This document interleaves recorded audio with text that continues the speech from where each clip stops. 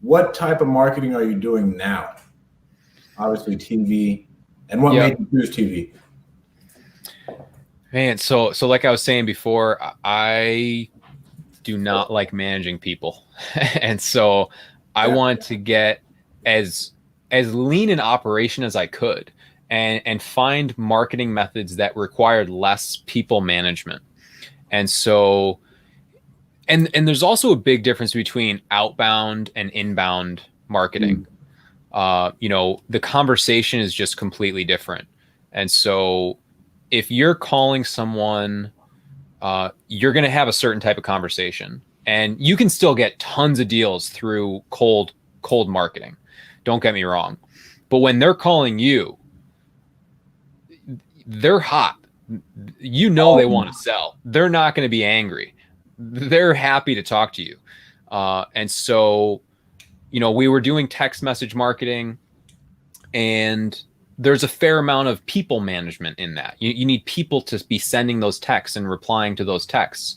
And you need to maintain quality control on those and make sure that they're doing the right thing. And so I just wanted to get away from stuff that was really people management intensive and get to something leaner. And so for me, I spoke with Steve, and he knew some guys that were doing TV and radio, and spoke with them and learned about how successful it was for those guys.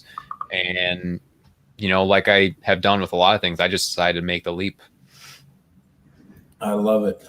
And I like the inbound. We don't do any inbound besides PPC. Yeah. But our PPC ones, like, they're ready to go. Oh, yeah. They're ready to go. We don't have any issues. Whereas with cold calling, you're at least 90 days on average. Right. Like, most of these people are not ready to move forward. You're waiting, nurturing. They're talking to their aunt. Like, oh, I don't know, tenants there. Yeah. Maybe they piss me off, I'll sell. But I do want to sell, just not yet. Yeah. So you get all those issues to where if you have inbound marketing, I like it because it's right now money. Yep. Right. It's right now money, and you can supplement it once you get big enough with the cold calling that'll still bring in deal flow, texting that'll still bring in deal flow. Direct mail is like a year-long process, honestly. Oh, yeah. To like wait it out, to have a big enough budget and robust enough budget to make it worth your while. Because I'm not a fan of it because it takes so long. Right.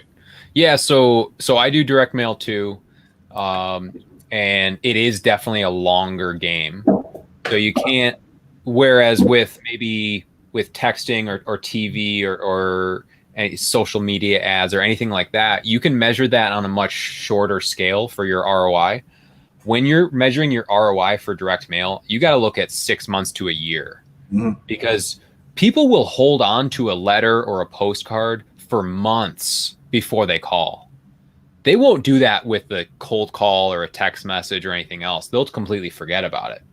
But with a letter, so I got a way of sending out real handwritten letters, and we send them out for less than 60 cents a piece, which is unheard of. And I mean, the response rates are through the roof, but people will hold on to those for quite a while. We've been doing direct mail for a while, and I'll get a call sometimes a year later. Say, hey, I got this a while back. I just held on to it. Wasn't ready to sell at the time, but now I am. And then you're there, and then you're the call. And so, yeah, very different type of marketing, but it's all about, every single method of marketing works as long as you put enough into it and allow it a long enough time to really play out. Because people will say, oh, I tried cold calling for 2 weeks. It didn't work. I didn't get any deals. It's like, well, all right, you got to give it a little longer, let it work out the kinks, let it go, let it flow a little bit, get enough of a big enough sample size to really be able to analyze it.